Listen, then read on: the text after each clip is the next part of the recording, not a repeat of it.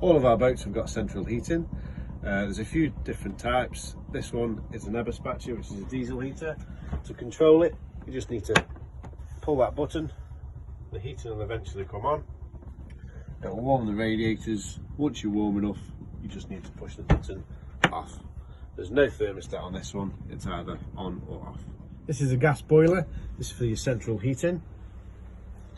Once you board your boat, it will already be lit. All you need to do is to control it is use this thermostat.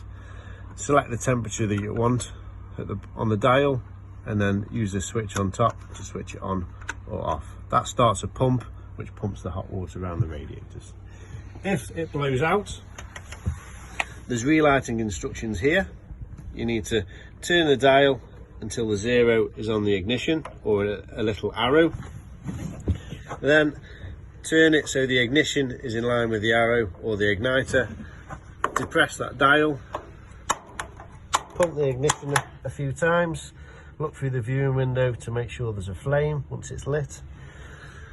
This flame indicator here, the orange needle, will go into the green once it detects a flame. You then need to hold this down for about 10 to 15 seconds.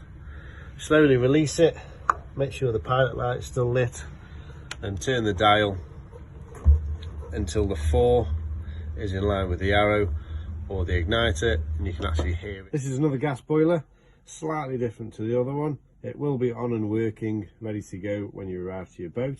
All you'll need to do is use the thermostat here, select your temperature again, and switch the switch on or off when you want your heating on.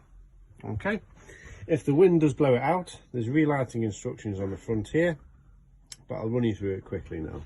So turn it off, spin the dial so it's on 0, lines up with the arrow. Turn it so the igniter is in line with the arrow, and this light will start flashing. Depress it down, again 10 or 15 seconds, and that sparker should stop when the pilot light is lit. Once you've waited, slowly release it upwards. Check down here through the viewing window to make sure the pilot light is lit, which it is, and then turn it round so the arrow is in line with the 4.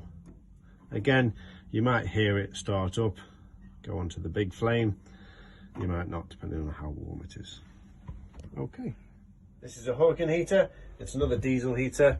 There's only one in our fleet, and it's on Carey Ginger. If you want this heating on, select your temperature with the thermostat and just switch it on. Once you're too hot, you can either switch it off or just turn the heating down.